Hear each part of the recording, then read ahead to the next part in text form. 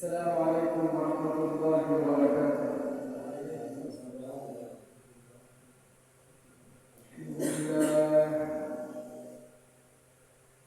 الحمد لله نحمده ونستعينه ونستغفره ونؤمن به ونتوكل عليه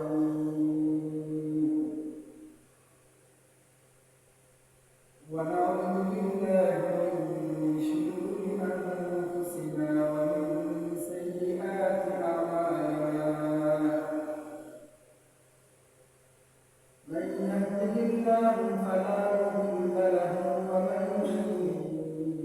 يضلل فلا هادي له. ونشهد أن لا إله إلا الله ونشهد أن سيدنا ومولانا محمدا عبده ورسوله أرسله الله تعالى إلى الخلق بشيرا ونذيرا وداعيا إلى الله بإذنه وسراجا وقمرا منيرا.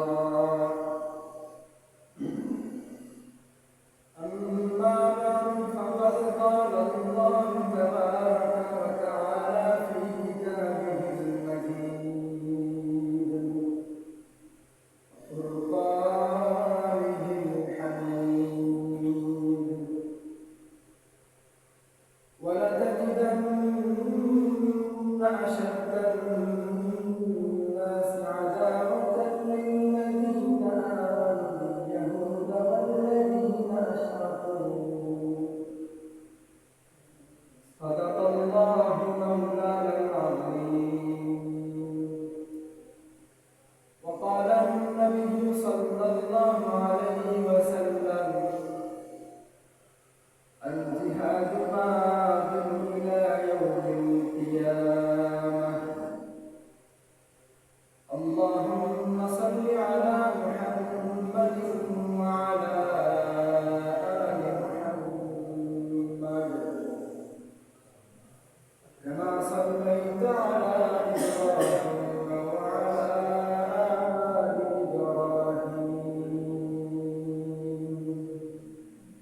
إنك حميد مجيد. اللهم بارك على محمد وعلى آل محمد كما باركت على إبراهيم وعلى آل إبراهيم إنك حميد مجيد. بارك الله لنا ولكم في القرآن العظيم ونفعنا وإياكم بالآيات والذكر الحكيم. محترم حاضرين, আমার ভাই পরিচালক সাহেব পরিচালনার মধ্যে বলেছেন আমার দায়িত্ব হলো সমানুভূতি আলোচনা করা। ইনশাআল্লাহ তার নির্দেশ বাস্তবায়নের চেষ্টা করব। তার আগে আজকের আয়োজন করা যুবক কাফেলা সামাজিক সংগঠন চুয়াপূর্ব মহল্লা, তাদেরকে অন্তরের অন্তঃস্থল থেকে ধন্যবাদ জানাই। এই বিষয়ে এই নাজুক পরিস্থিতিতে এরকম একটা মাহফিলের আয়োজন করেছেন। আমি অন্তরের অন্তঃস্থল থেকে দোয়া করি আল্লাহ পাক রব্বুল আলামিন যেভাবে এই কার্যক্রম তাদেরকে শুরু করার তৌফিক দান করেছেন, সেভাবে এটাকে যেন চিরস্থায়ী রাখবার তৌফিক দান করেন। কারণ একটা এলাকায় হকপন্থী উলামায়ে কেরামের দ্বারা একটা মাহফিলের ইন্তজাম করা এর মানেই হলো সকল বাতিলের পথ বন্ধ করে দেওয়া। আল্লাহ পাক তাদের এই মেহনতকে কবুল করুন এবং কিয়ামতের আগ পর্যন্ত এটাকে অব্যাহত রাখবার তৌফিক দান করুন। মুহতারাম হাজিরিন, আসলে ফজিলত বিষয়ে আলোচনা করা জরুরি, কিন্তু আমি খুব নগণ্য ব্যক্তি, সকল বিষয়ে আমার জানাশোনাও থাকে না, এই জন্য সাধারণ বিষয়ে কথা বলার সাহস পায় না। যে বিষয়ে আমি ঘাটাঘাটি করি, সবসময় যেই বিষয়ে নিয়ে পড়াশোনা করি, এগুলো নিয়েই কোনো জায়গায় বক্তব্য দেওয়ার সুযোগ হলে দু চারটা কথা বলি।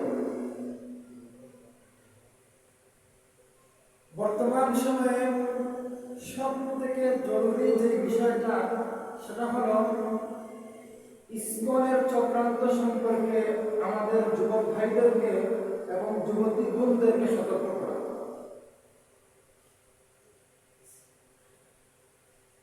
তো ইসকন সম্পর্কে আমি অল্প সময়ে যতটুকু পারি 4টা পয়েন্টে আলোচনা করার চেষ্টা করব। আশা করা যায় এই 4টা পয়েন্টের তথ্যগুলো শুনে রাখলে মোটামুটি একটা ধারণা হয়ে যাবে ইসকন সম্পর্কে। প্রথম পয়েন্টের আলোচনায় আসি। প্রথম পয়েন্টের শিরোনাম হলো ইসকন কোন দেশের সংগঠন। সোশ্যাল মিডিয়ার মাধ্যমে আপনারা অবগত হয়েছেন, বাংলাদেশের তথাকথিত এক ধর্মগুরু চিন্ময় কৃষ্ণ দাস বাংলাদেশের নতুন সরকারের হাতে গ্রেফতার হয়েছে। সে গ্রেফতার হওয়ার কয়েকদিন আগ থেকে বাংলাদেশের বিভিন্ন জায়গায় বড় বড় কনফারেন্স করে যাচ্ছিল। সেই কনফারেন্সগুলোতে সে এবং তার সাথীরা একটা কথাই আমাদেরকে বোঝানোর চেষ্টা করছিল, সেটা হলো ইসকন বাংলাদেশের সংগঠন, ইসকন ভারতের সংগঠন নয়। তারা বোঝাতে চাচ্ছে যেহেতু এটা বাংলাদেশের সংগঠন, সেহেতু এই ইসকনকে বাংলাদেশ থেকে কখনো উৎখাত করা যাবে না। এটাই হলো দাবি। আমার অনুরোধ আপনারা একটু মনোযোগ দিয়ে আলোচনা শুনবেন। মনোযোগ না দিলে কঠিন আলোচনা বুঝবে কিনা, আর যদি বুঝেন হয়তো ওটা বুঝে দিবেন, তখন লাভের তুলনায় ক্ষতি বেশি হয়ে যাবে। অন্যদিকে মনোযোগ দিবেন না, অনুরোধ। তাদের দাবি বুঝছেন তো? তাদের দাবি হলো ইসকন নাকি বাংলাদেশের সংগঠন।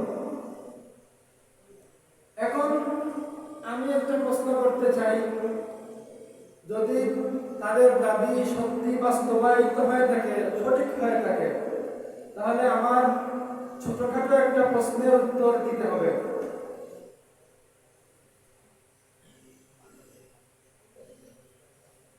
যদি তোমাদের দাবি সত্যি হয়ে থাকে, সত্যি যদি ইসকন বাংলাদেশের সংগঠন হয়, সত্যি যদি ইসকন ভারতের সংগঠন না হয়, তাহলে আমার ছোটখাটো একটা প্রশ্নের উত্তর দাও।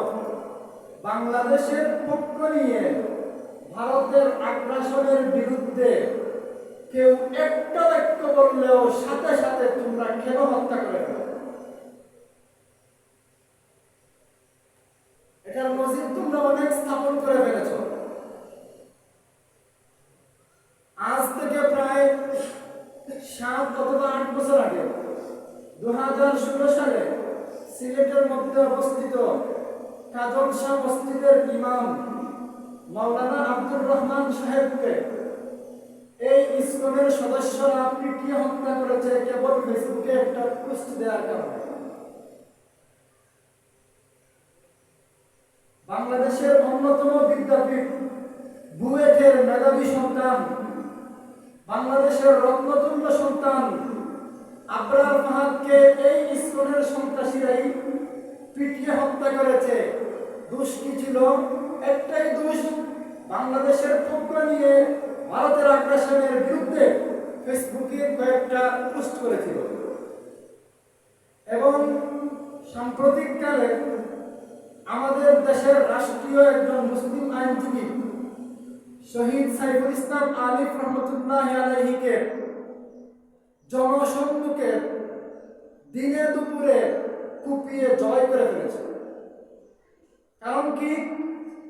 এই আইনজীবী মুসলিম, এই আইনজীবী ভারতের দালালি করেন না। এই তো মাত্র কয়েকটা উদাহরণ দিলাম, এরকম আরো শত শত নজির তোমরা স্থাপন করেছ। এগুলো দ্বারা বোঝা যায় তোমাদের মূল বাড়ি কোথায়। তোমরা বলো ইসকন ভারতের সংগঠন নয়, তোমরা বলো ইসকন বাংলাদেশের সংগঠন, তোমরা বলো ইসকনকে বাংলাদেশ থেকে উৎখাত করে দেওয়া ঠিক হবে না। তোমাদের সমূহ কার্যকলাপ পর্যবেক্ষণ করে আমরা বলতে চাই যে ইসকন ইমাম আব্দুর রহমানকে হত্যা করেছে, যে ইসকন মেধাবী শিক্ষার্থী আব্দুল ফাহাদকে হত্যা করেছে, যে ইসকন মুসলিম আইনজীবী শহীদ সাইফুল ইসলাম আলিফকে হত্যা করেছে, যে ইসকন কেবল ভারতের বিরুদ্ধে মুখ খোলার অপরাধে শত শত মুসলিমকে হত্যা করে যাচ্ছে, সেই ইসকন পশ্চিমকালে বাংলাদেশি সংগঠন হতে পারে না। সেই ইসকন ভারতের পক্ষ থেকে তৈরি করা বাংলাদেশের স্বাধীনতার উপর হস্তক্ষেপকারী ভয়ঙ্কর একটা সংগঠন।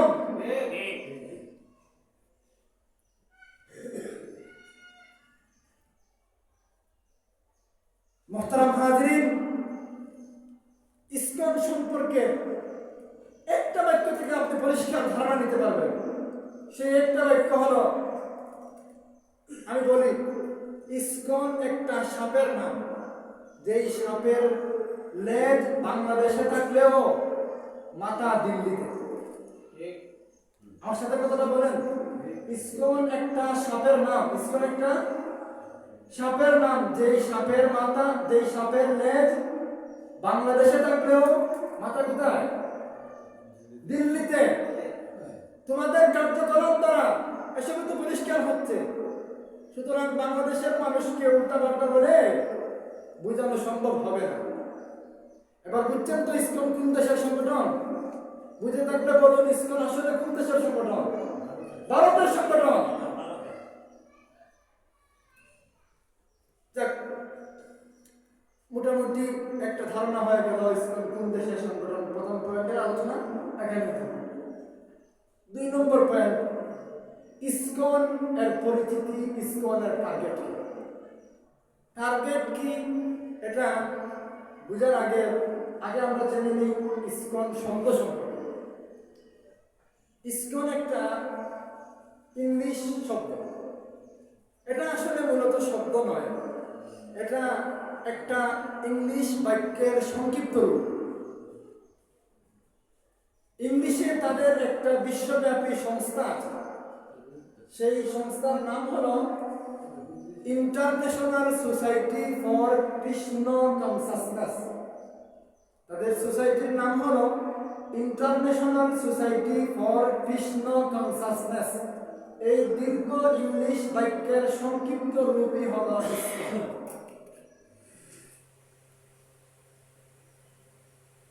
এবার আসেন ইসকনের টার্গেট। ইসকনের টার্গেট হলো বাংলাদেশ, পাকিস্তান এবং ভারত, এই 3 দেশকে এক দেশে পরিণত করা। অর্থাৎ শুধুমাত্র ভারতের স্বাধীনতাকে বহাল রেখে পাকিস্তান এবং বাংলাদেশের স্বাধীনতাকে নিঃশেষ করে দেওয়াই তাদের টার্গেট। এখানেই তো শেষ নয়, এই 3টা দেশকে এক দেশে পরিণত করে অখণ্ড ভারত তৈরি করা। এবার আসেন মূল কথায়। এরপরে তারা কি করবে? অখণ্ড ভারত তৈরি করে সেই অখণ্ড ভারতে পৃথিবীর অন্য সকল ধর্মকে নির্মূল করে কেবলমাত্র রাম রাজত্ব প্রতিষ্ঠা করা, এটাই হলো তাদের প্রধান লক্ষ্য। ইন্টারনেট ঘাটাঘাটি করেন, বিভিন্ন পত্রিকা দেখেন, বই পড়েন, ক্লিয়ার হয়ে যাবে। এটাই হলো তাদের প্রধান লক্ষ্য। এই প্রধান লক্ষ্য বাস্তবায়ন করতে গিয়ে তারা অনেক পদক্ষেপ বাস্তবায়ন করে যাচ্ছে। তাদের সব পদক্ষেপে মুসলমানদের জন্য ভয়ঙ্কর। অল্প সময়ের মধ্যে সব পদক্ষেপের আলোচনা করা সম্ভব নয়। যতটুকু জরুরি এবং অল্প সময়ের ভিতরে যতটুকু সম্ভব আমি আপনাদেরকে বোঝানোর চেষ্টা করব। বিশেষ করে আমার এলাকার মা বোনেরা আছেন, আপনাদের হাতে পায়ে ধরে বলি আমার কথাগুলো বোঝার চেষ্টা করেন। আপনারা যদি বুঝেন না তাহলে ষড়যন্ত্র থেকে বাঁচতে পারবেন না। তাদের এই মিশন বাস্তবায়ন করতে গিয়ে তারা সিদ্ধান্ত নিয়েছে মুসলিমদের সংখ্যা কমাতে হবে, হিন্দুদের সংখ্যা বাড়াতে হবে। বুঝছেন? মুসলিমদের সংখ্যা কমাতে হবে আর হিন্দুদের সংখ্যা বাড়াতে হবে। এই জন্যই তারা হত্যাকাণ্ড চালিয়ে যাচ্ছে। আর এবার আসেন ভয়ঙ্কর আলোচনায়। সব থেকে বেশি ষড়যন্ত্র করে যাচ্ছে মুসলিম যুবতী মেয়েদেরকে নিয়ে। মুসলিম যুবতী মেয়েদেরকে নিয়ে সব থেকে বেশি ষড়যন্ত্র করে যাচ্ছে এই ইসকনের মুখ্য সম্প্রদায়। ওরা প্রথমে মুসলিম মেয়েদের সাথে বন্ধুত্ব তৈরি করে, মুসলিম সাথেই বন্ধুত্ব তৈরি করে। বন্ধুত্ব তৈরি করার পরে এক সময় আমাদের বুর্কা মেয়েরাও ওদের কথায় রাজি হয়ে যায়, সম্পর্কে সম্পৃক্ত হয়ে যায়। এরপরে ইসকনের ওই হিন্দু যুবক এক পর্যায়ে মুসলিম মেয়েটাকে বলে আমি তোমাকে বিয়ে করতে চাই। তখন মুসলিম যুবতী উত্তর দেয়, আরে আমাদের ইসলাম ধর্মে তো অন্য ধর্মের মানুষকে বিয়ে করা জায়েজ নেই, সুতরাং আমি তোমাকে বিয়ে করতে পারবো না। তখন ওই প্রতারক ছেলে মুসলিম যুবতীকে বুঝায়, জান আমি তোমার জন্য মুসলমান হয়ে যাব, কেবল তুমি আমাকে বিয়েটা করে দেবে। বুঝলেন কি মিষ্টি কথা বলে? তখন আমাদের বুকা মুসলিম মেয়েরা চিন্তা করে, আরে কেবল আমার মতো একটা নতুনের বিয়ের মাধ্যমেই যদি একটা মানুষ জাহান্নাম থেকে জান্নাতের প্রতি চলে আসে, খারাপ কি? আমি বিয়ে করে নেই, করে ফেলি না, কোনো সমস্যা নেই।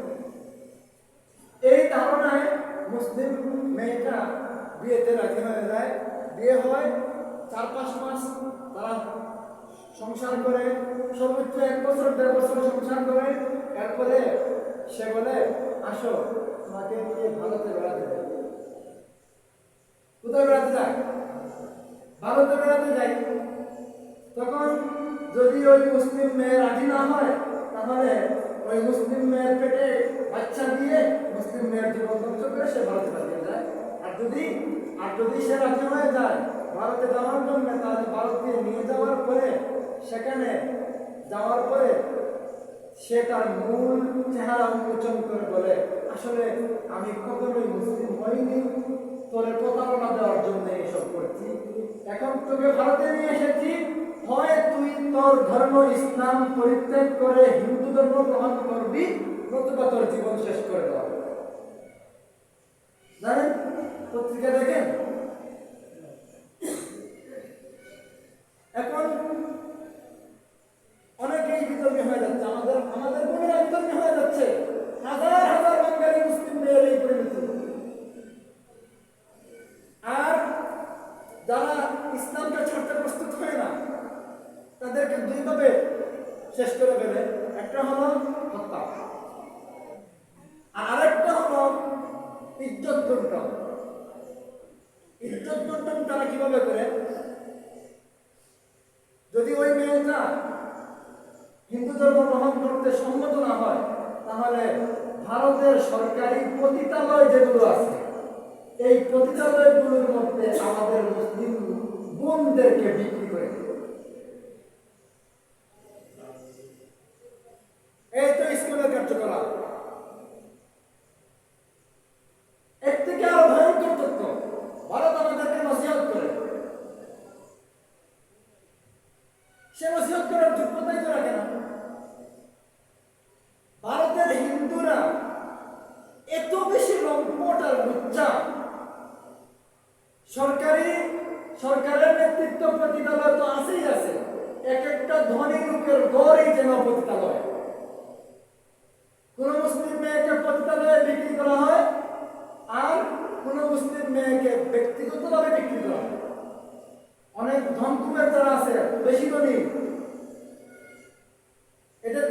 করে দেওয়া হয়। আপনি জানতে অবাক হবেন, শুধুমাত্র আমাদের বোনদেরকে বিক্রি করবার জন্য তাদের আলাদা পৃথক পৃথক কয়েকটা গ্রুপ আছে ইন্টারনেটে। এই গ্রুপগুলোর মধ্যে বেচা কেনা করা হয়। আমরা বাজারে গেলে যেভাবে পণ্যের দাম দর করি, পণ্য দেখি ভালো না খারাপ, সুন্দর না বিশ্রী, এভাবে দালাল যারা আছে, পাচারকারী যারা, এরা ক্রেতাকে আগে ছবি দেখায়, এই দেখো মেয়ের ছবি তোমার পছন্দ হয়েছে, তো পছন্দ হইলে 1 লাখ দিয়ে দাও অথবা 1.5 লাখ, এর থেকে বেশি দেবে।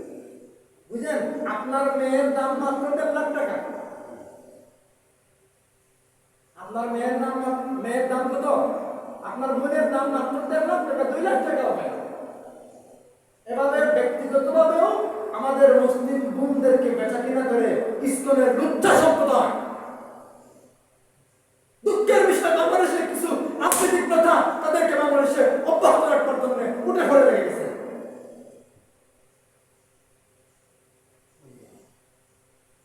এই হলো তাদের গভীর চক্রান্ত। মুহতারাম হাজিরিন, কত ঘটনা আছে, আমি কয়টা বলবো? এই যে খারাপ কাজের এই যে খারাপ রিলেশনশিপ, এটার সূচনা হয় বেশিরভাগ ফেসবুক। বেশিরভাগ কই থেকে? ফেসবুক থেকে। কথা বলেন, বেশিরভাগ কোন জায়গা থেকে শুরু হয়? ফেসবুক থেকে। ফেসবুকে তাদের সব থেকে বেশি অ্যাক্টিভিটি। ইসকনের অর্ধেক কাজ অফলাইনে আর বাকি অর্ধেক কাজ অনলাইনে। ফেসবুকে তাদের কাজ বেশি। এই জন্য আমার মা বোনদেরকে অনুরোধ করব, আল্লাহর দোহাই দিয়ে বলি, ফেসবুক থেকে আপনারা বিরত থাকুন। ফেসবুকে মেসেঞ্জারে চ্যাটিং করা থেকে বিরত থাকুন। এভাবে আর কত ধর্ষিত হবে, আর কত ভারতে পাচার হলে আপনার হুশ বুদ্ধি ফিরে আসবে। আমাদের প্রত্যেকটা মুসলিম যুবতীর হাতে মোবাইল থাকে।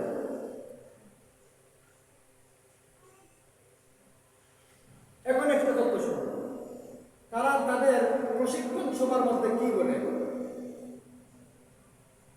হিন্দুদের নেতারা তাদের প্রশিক্ষণ সভার মধ্যে তাদের সাধারণ কর্মীদেরকে বলে, যাও মুসলিম মেয়েদেরকে ধর্ষণ করো, দর্শন করতে পারলে অনেক পুণ্য পাবে। এখন দেখেন কি পরিমাণ পুণ্য পাবে। তাদের নেতা কি বলে? নেতা বলে, একটা মুসলিম যুবতীকে যদি তুমি ধ্বংস করতে পারো তাহলে 3টা মন্দির নির্মাণ করার সমান পুণ্য তোমার আমলনামায় লেখা হবে।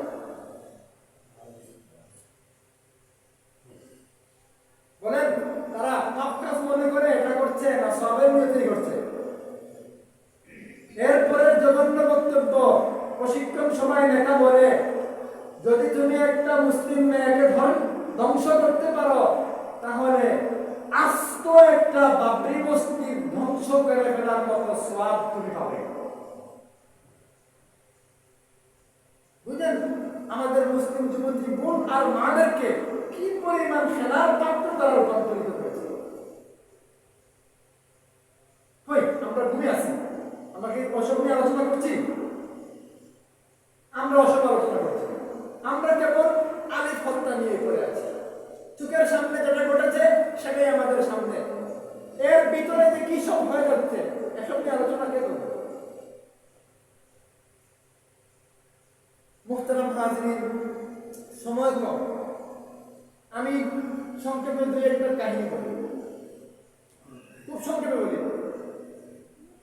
একটা হিন্দু ছেলে, বাংলাদেশের কাহিনী, একটা হিন্দু ছেলে মুসলিমদের বিয়ে বাড়িতে গেছে ডেকোরেশন এর কাজ করার জন্য। এই যে সাজসজ্জা আছে না, খ্রিস্টানদের অনুসরণ করে আমাদের লোকেরা যা করে, এইসব কাজ করার জন্য মুসলিমদের বাড়িতে গেছে। যাওয়ার পরে একটা মেয়ের সাথে এই হিন্দু ছেলেটার সম্পর্ক হয়ে গেল, নাম্বার আদান হলো। কিছুদিন পরে ওই মুসলিম মেয়ের মাতা পিতা দেখেন মেয়েটাকে খুঁজতে খুঁজতে খুঁজতে খুঁজতে কোথাও ওই মেয়েটার পাত্তা পাওয়া যাচ্ছে না। অনেক পেরেশানি করলেন, শেষ পর্যন্ত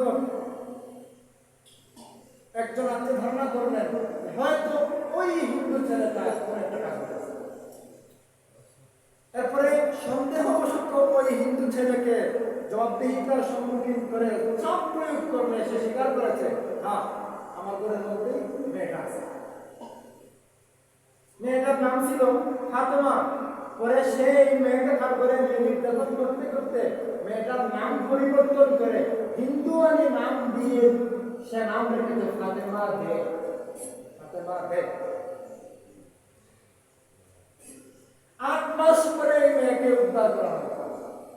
মেয়েকে যখন উদ্ধার করা হয়েছে, মেয়ে তার মায়ের কাছে এসে বলে, কেঁদে কেঁদে বলে, মা বিশ্বাস করো আমি ইসলাম ধর্ম ত্যাগ করতে চাইনি, আমি হিন্দু ধর্ম ত্যাগ করতে চাইনি, ওরা জোর করে আমার কপালে টিপ পরিয়ে দিয়েছে, জোর করে আমাকে একটা ঘরে বন্দি রেখে 8 মাস আমার উপর নির্যাতন করেছে। আর অসংখ্য কাহিনী আছে, কয়টা বলবো কয়টা বলবো, এগুলো তো গেল হয়তো স্কুল কলেজের কাহিনী। দুঃখের বিষয় হলো বাংলাদেশের মধ্যে হক কথা যে প্রতিষ্ঠানগুলো থেকে উচ্চারিত হয় সেই প্রতিষ্ঠানগুলোর নাম হলো কওমি মাদ্রাসা। ইসকনের এই লুচ্চা সাম্প্রদায়িকরা কওমি মাদ্রাসায় ঢুকে গেছে, জানেন? আমরা বলে গেছি বাংলাদেশের কাহিনী। একটা আবাসিক মহিলা মাদ্রাসা ছাত্রীর কাহিনী শুনেন, বিস্তারিত শুনলে আপনি আপনার চোখের পানি ধরে রাখতে পারবেন না। আমাদের মুসলিম মেয়েরা বোকা, যার সাথে যাকে পায় তার সাথেই সম্পর্ক তৈরি করতে চায়। এখন একটা ছেলের সাথে একটা মেয়ের সম্পর্ক তৈরি হয়ে গেল, মাদ্রাসার ভিতরে পর্দার ভিতরের মেয়ে যারা আছে ওরা একটু সন্দেহ করলেন যে মেয়েটা এরকম চলাফেরা করে গেল। মাদ্রাসার দায়িত্বশীলরা ওর বিরুদ্ধে গোয়েন্দা নিয়োগ করলেন যে ওটা বসা লক্ষ্য করার জন্য। শেষ পর্যন্ত রিপোর্ট এলো যে এই মেয়েটা একটা যুবকের সাথে প্রেমের সম্পর্কে জড়িত। একদিন এই মেয়েটা মাদ্রাসার ছুটি নিয়ে ফাঁকি দিয়ে ছেলের সাথে মোটর সাইকেলের পিছনে করে একটা হোটেল। এর আগের কাহিনী শুনেন, এই ছেলেটা পিচ্ছি একটা ছোট্ট ছেলের মাধ্যমে হিন্দুদের প্রাসাদ পাঠাতো। এই প্রাসাদের মধ্যে জাদু ছিল, জাদু মুসলিম মেয়েদের ধ্বংস করার জাদু। প্রাসাদ বুঝেন, হিন্দুরা যে গুরুমুখ যা আছে বরকতের পেতে খায়, এই যে পূজা করতে যেসব দেওয়া হয় মূর্তির সামনে, এগুলো প্রাসাদ পাঠাইছে। প্রাসাদের মধ্যে জাদু করছে ওই মেয়েকে। জাদু মেয়েটা বুঝে নাই, মেয়েটা তো মনে করছে আমার প্রেমিকের পক্ষ থেকে গিফট এসেছে। জাদু ছিল এগুলো, পাগল করে ফেলেছে মেয়েকে। 2 নম্বর দিন মাদ্রাসা থেকে ফাঁকি দিয়ে আবার গেছে এই হোটেলে। 2 নম্বর দিন ফিরে এসেছে, আসার পরে এরপরে যে কাহিনী ঘটেছে আসলে মুখ দিয়ে বলতেও আমার লজ্জা করতে পারে, কিন্তু আপনাদের বিবেক জাগানোর জন্য এগুলো বলা জরুরি মনে করছে। মেয়েটা মাদ্রাসায় রাত্রে ফিরে আসার পরে হঠাৎ প্রচন্ড জ্বর উঠে গেল মেয়েটার গায়ে। তখন তার এক বান্ধবী তার সেবা করছিল। সেবা করতে করতে পিছন দিকে বান্ধবীর চুপ পড়লো। চুপ পড়ার পরে দেখে পিঠের মধ্যে পিছন দিকে শত শত দাঁতের কামড়, শত শত দাঁতের কামড়। এটা ভয়ে চিৎকার করে ম্যাডামকে জিজ্ঞেস করলো, ম্যাডামকে ডাকলো, ম্যাডাম আসেন, দেখেন আমার এই বান্ধবীর কি অবস্থা হয়েছে, এসব কি? মেয়ে আসলেন, তিনি অবাক।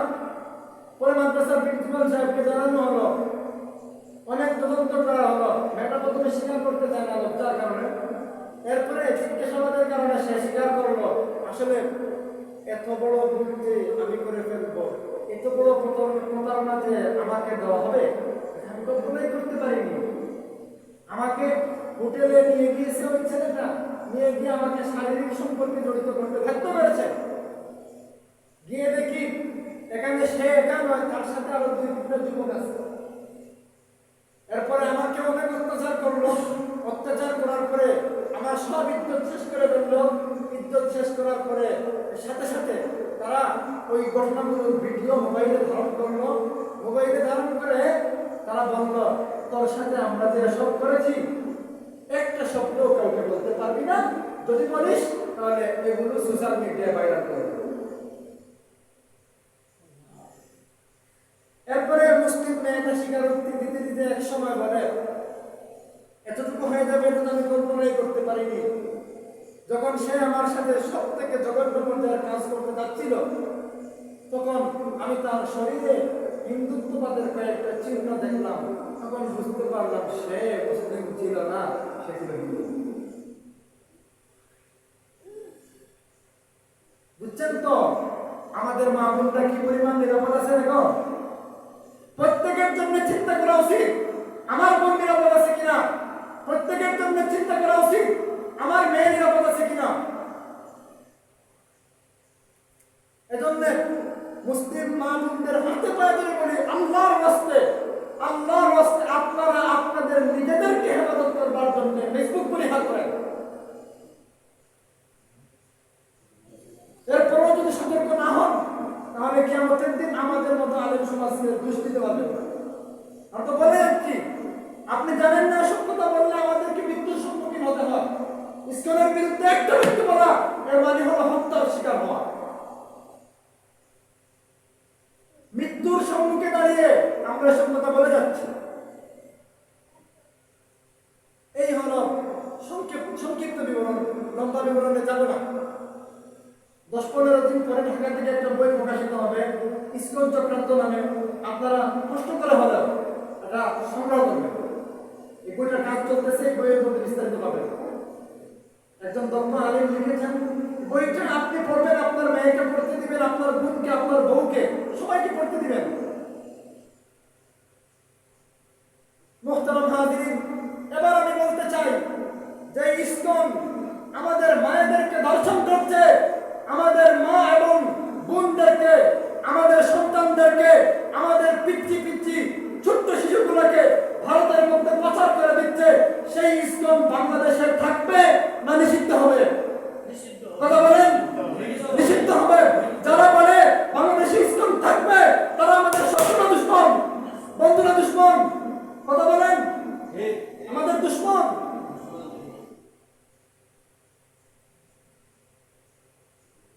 যাই হোক, এবার 3 নম্বর পয়েন্টে আসে। জানি না সময় কতটুকু আছে। 3 নম্বর পয়েন্ট হলো বাংলাদেশ নিয়ে ভারতের নাক গলানো। অত্যন্ত দুঃখের সাথে স্বীকার করছি, 71 সালে ভারত বাংলাদেশ স্বাধীন হওয়ার পর থেকে নিয়ে আজ পর্যন্ত বাংলাদেশের সব প্রেক্ষাপটে ভারত অত্যন্ত ন্যাক্কারজনকভাবে আমাদের বিষয়ে নাক গলিয়ে যাচ্ছে। বিশ্বের আইনের বিরোধিতা। সব থেকে বেশি মাথা খারাপ হয়েছে ভারতের প্রেতাত্মা হাসিনা বাংলাদেশ থেকে পালিয়ে যাওয়ার পরে। ভারতের মাথা জায়গায় নেই, নিজের খবর রাখতে পারে না, সে আমাদেরকে নিয়ে চিন্তাবিধি করে।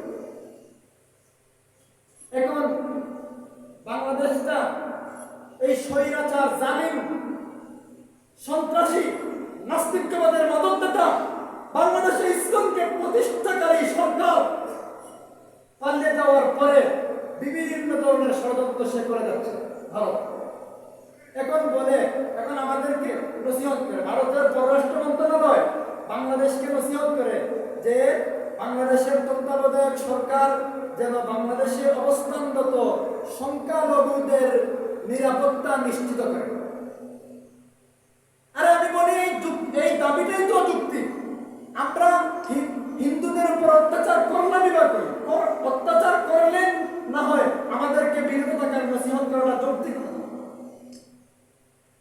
এখন আসি একটু ইতিহাসে যাই। ইতিহাসের দিকে গেলে আপনি বুঝতে পারবেন ভারতের মধ্যে সংখ্যালঘুদের উপর কি পরিমাণ নির্যাতন চালানো হচ্ছে। 1 নম্বর তথ্য দেখেন, কাশ্মীর এটা হলো মুসলমানদের হৃদয়ের স্পন্দন। কাশ্মীর 3টা ভাগে বিভক্ত। 1 নম্বর ভাগ হলো জম্মু কাশ্মীর, আরেকটা ভাগ হলো আজাদ কাশ্মীর, আরেকটা ভাগ হলো লাখাদ অঞ্চল। এই এই তিনটা অঞ্চলেই উগ্রবাদী হিন্দুরা মুসলমানদের রক্ত জড়িয়েছে। এই দ্বন্দ্বের সূচনা থেকে নিয়ে এখন পর্যন্ত যদি হিসাব করা হয় তাহলে দেখা যাবে কমপক্ষে 1 লক্ষর উপরে মুসলমানকে এই হিন্দুত্ববাদীরা হত্যা করেছে। এবার বলেন ভারতে সংখ্যালঘু নিরাপদে আছে কিনা? আছে। 1 নম্বর প্রমাণ গেল। 2 নম্বর প্রমাণ গুজরাট হত্যা। তখন গুজরাট এলাকার রাজ্য বিষয়ক সরকার ছিল এই নরেন্দ্র মোদী। সে এখন পুরা রাষ্ট্রের রাজা হয়ে গেছে, প্রধানমন্ত্রী হয়ে গেছে। আগে ছিল অঙ্গরাজ্যের প্রধানমন্ত্রী। সে সেখানকার অঙ্গরাজ্যের প্রধানমন্ত্রী থাকা অবস্থায় গুজরাটের মধ্যে ইতিহাসের নেককারজনক হত্যাকাণ্ড চালিয়েছে। সেই হত্যাকাণ্ডের মধ্যে কমপক্ষে 3000 মুসলমানকে হত্যা করেছে এই কসাই মোদী। বলেন ভারতের মধ্যে সংখ্যালঘু নিরাপদে আছে কিনা? আছে। 3 নম্বর প্রমাণ শুনেন। বাবরি মসজিদ ভাঙার আগে এবং পরে এই হিন্দু সাম্প্রদায়িকরা কমপক্ষে 2000-এরও বেশি মুসলমানকে হত্যা করেছে। এগুলো কি সাম্প্রদায়িক সম্প্রীতি নষ্ট করার উদাহরণ নয়? এরপরে শুনেন 4 নম্বর ঘটনা বলি। একটা ছোট্ট মেয়ে, নাম ছিল আসিফা। নাম কি ছিল? আসিফা। মেয়েটার বয়স ছিল মাত্র 8 বছর। হিন্দু ধর্ম মতে সব থেকে পবিত্র স্থান কোনটা? মন্দির। তাদের ধর্ম মতে যেই জায়গাটা সব থেকে বেশি পবিত্র, সেই জায়গার মধ্যেই আমাদের আসিফাকে, মাত্র 8 বছর বয়সী পিচ্চি একটা মেয়ে আসিফাকে বন্দী করে দিনের পর দিন দর্শন করেছে হিন্দু ধর্মের নেতারা।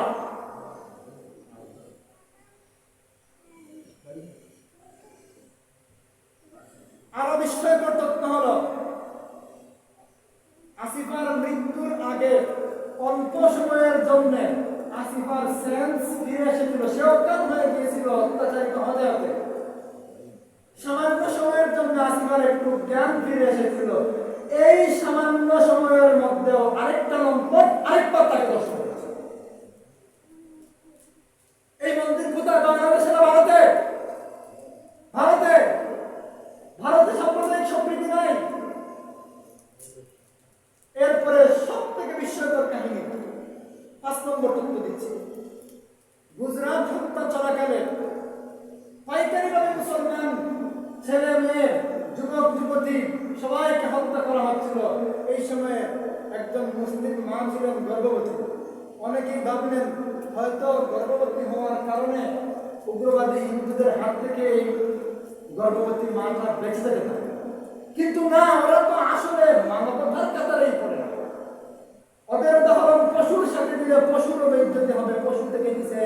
আল্লাহ বলেন বালহুম আদল, পশু থেকে আরো বেশি দিছে। গর্ভবতী মাকেও তারা বাঁচতে দিল না।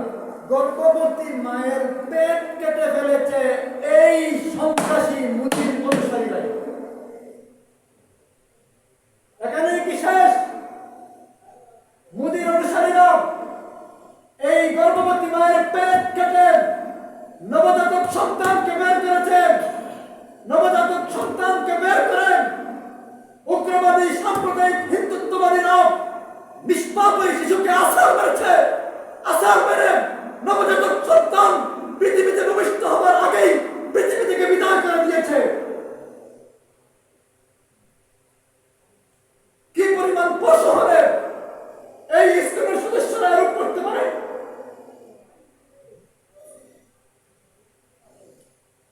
কি পরিমাণ লম্পট, কি পরিমাণ বদমাইশ, কি পরিমাণ লজ্জা, কি পরিমাণ সাম্প্রদায়িক, কি পরিমাণ সাম্প্রদায়িক। বেটা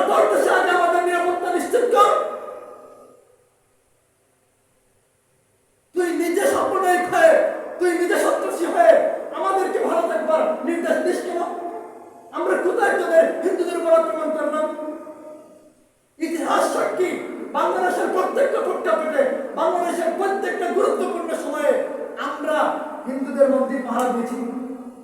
স্মরণ আছে?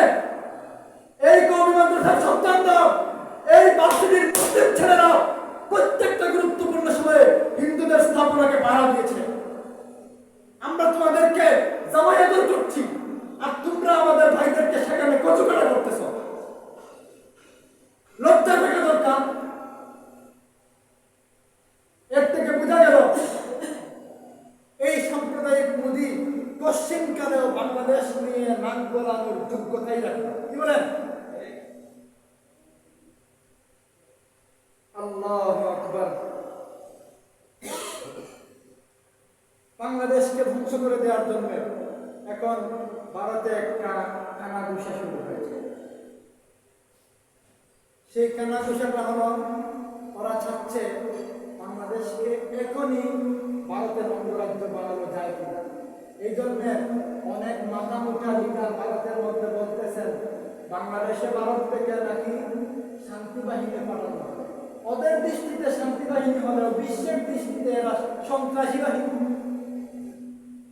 শান্তি বাহিনী পাঠিয়ে তোমরা আমাদের বাংলাদেশ এর স্বাধীনতার উপর আঘাত করবা। আমরা মুখে বসে, আমরা বসে বসে কি আঙ্গুল চুষব? আমরা তো সেই জাতি ব্রিটিশকে তাড়িয়েছি। আমরা তো সেই জাতি 1971-এ পাকিস্তানি হানাদার বাহিনীকে তাড়িয়েছি। আমাদের অস্ত্রের শক্তি ছিল না, ছিল ইমানি শক্তি। আমরা অস্ত্রের দিক দিয়ে দুর্বল ছিলাম, কিন্তু আল্লাহর সাহায্য আমাদের সাথে ছিল। এবারও আসো, ওয়েলকাম জানাই তোমাদেরকে। একটু বিশ্বের চারপাশে একটু খেয়াল নজর দিয়ে আসো। দেখো আফগানিস্তানের মধ্যে কি হয়েছে।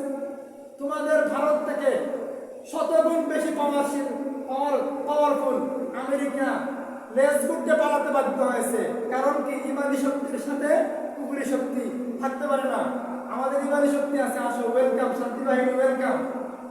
পরিষ্কার কথা, শান্তি বাহিনীর সদস্যরা যদি বাংলাদেশে ঢোকার জন্য ভারতের বর্ডারের কাছে চলে আসে, তাহলে বাংলাদেশের মুসলমানরা এই দেশের মধ্যে কবর খোদাই করা শুরু করে দিবে। পারবেন তো ইনশাআল্লাহ? এই কবর কাদের জন্য? আমাদের জন্য না তাদের জন্য? সোজা উচ্চারণ। বাংলাদেশের স্বাধীনতা নিয়ে হস্তক্ষেপ করবার অনেক চেষ্টা করেছ। বাংলাদেশের সব গুরুত্বপূর্ণ প্রেক্ষাপটে অযাচিতভাবে নাক গলিয়েছ। এবার তোমরা বলতেছ শান্তি বাহিনী পাঠাতে চাও। পরিষ্কার সতর্কবার্তা, পরিষ্কার হুঁশিয়ারি। যদি বাংলাদেশে শান্তি বাহিনী নামক এই অশান্তি সৃষ্টিকারী স্বাধীনতার দুশ্মন বাহিনীকে পাঠানো হয়, এরা বাংলাদেশে পা রাখা মাত্রই শাহজালালের মুসলমানরা শাহজালালের মাটি থেকে, দিল্লির মাটিতে একটা সদস্যকেও জীবিত অবস্থায় ফেরত যেতে দেবে না। কথা বলেন? একটাকেও ফেরত দিতে দেওয়া হবে না ইনশাআল্লাহ। একটাকেও ফেরত দিতে দেওয়া হবে না। হাসিনা বানিয়ে গেছে তোমাদের জন্য। আমরা আগে খবর খবর সব উলামায়ে কেরাম সবাই একই কথা বলতেছে। মুহতারাম হাজিরিন,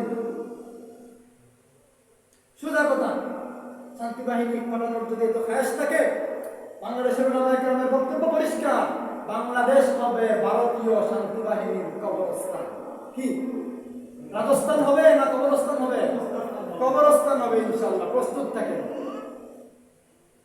এরপরে আসেন শেষ কথা।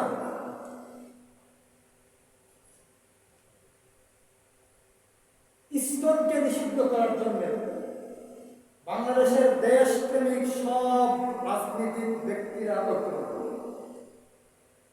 বাংলাদেশের ধর্মীয় নেতারা ঐক্যবদ্ধ। বর্তমান ডক্টর ইউনূস সরকারের কাছে সবার প্রতিনিধি দিয়ে একই কথা বলে আসছে, এই সন্ত্রাসী সংগঠন, এই স্বাধীনতা বিরোধী সংগঠন বাংলাদেশে থাকতে পারবে না। কিন্তু একটা মাথা মুঠা বাংলাদেশের বিরুদ্ধে এখনো কথা বলে যাচ্ছে বাংলাদেশের বুকে।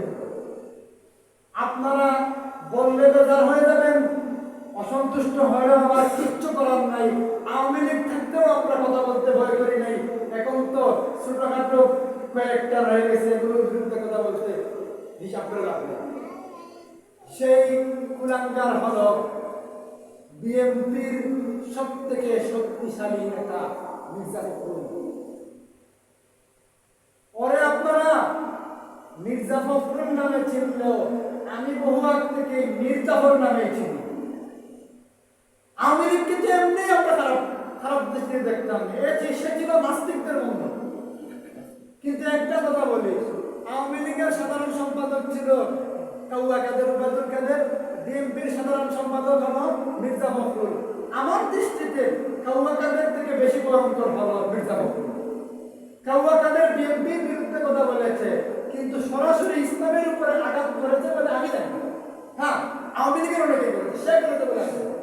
দেশের বিরুদ্ধে অনেক বক্তব্য দিয়েছে, কিন্তু ইসলামের বিরুদ্ধে বক্তব্য দিয়েছে বলে আমি জানি না। কিন্তু আমার এই চোখে মির্জা ফখরুলের মুখ থেকে অনেক বক্তব্য উচ্চারিত হতে দেখেছে। এই মির্জা ফখরুল বলে বাংলাদেশ থেকে ইসকনকে নিষিদ্ধ করা যাবে না। সে বলে বাংলাদেশে ইসকন থাকে। আসল সমস্যা কি জানেন? সামনে তো নির্বাচন, সে মনে করতেছে ভারতের পায়ে তেল মালিশ করলে সে নাকি ক্ষমতায় আসবে।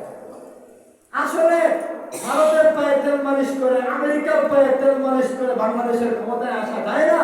বাংলাদেশের ক্ষমতায় আসতে হলে জনগণের সেন্টিমেন্ট বুঝতে হবে। কথা ঠিক? হাসিনা কি ভারত রক্ষা করতে পেরেছে?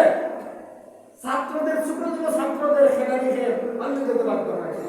সুতরাং বিএনপি যদি তাদের বক্তব্য পরিবর্তন না করে, তাহলে আগামী নির্বাচনে আপনারা বিএনপির পক্ষে নেবেন তো? আপনি যদি বিএনপির পক্ষে নিয়ে বিএনপিকে ভোট দেন, তাহলে আপনি আপনার মেয়ের বিরুদ্ধে ভোট দিয়েছেন। কথা বলেন? কারণ বিএনপির মির্জা ফখরুল চাচ্ছে আপনার মেয়ে দর্শিত হোক, আপনার বোন ভারতে পাচার হোক। আপনি যদি সমর্থন করেন, তাহলে সব থেকে বেশি কার ক্ষতি করলেন? নিজের ক্ষতি করলেন। বিএনপি যদি তাদের বক্তব্য প্রত্যাহার না করে, সোজা কথা, আমরা আওয়ামী লীগের বিরুদ্ধে যেভাবে মৃত্যুর মুখে লড়াই করে এসেছি, বিএনপি যেটা শক্তিও না, এদের বিরুদ্ধে কথা বলতে, এদের বিরুদ্ধে জনসচেতনতা তৈরি করতে আমাদের সামান্য পর্যায়ে ভয় পেতে হবে। মোহতারাম হাজরিন, সর্বশেষ কথা বলতে চাই, এই আলোচনার সার কথা হলো, ইসকন একটা ভয়ঙ্কর সংগঠন। এক্ষেত্রে আমাদের একটা দায়িত্ব আছে। দায়িত্বগুলো হলো, আমরা নিজেরা সতর্ক হব, নিজেরা জানবো এবং আমাদের পরিবারকে সতর্ক করব, মেয়েদেরকে সতর্ক করব, বোনদেরকে সতর্ক করব।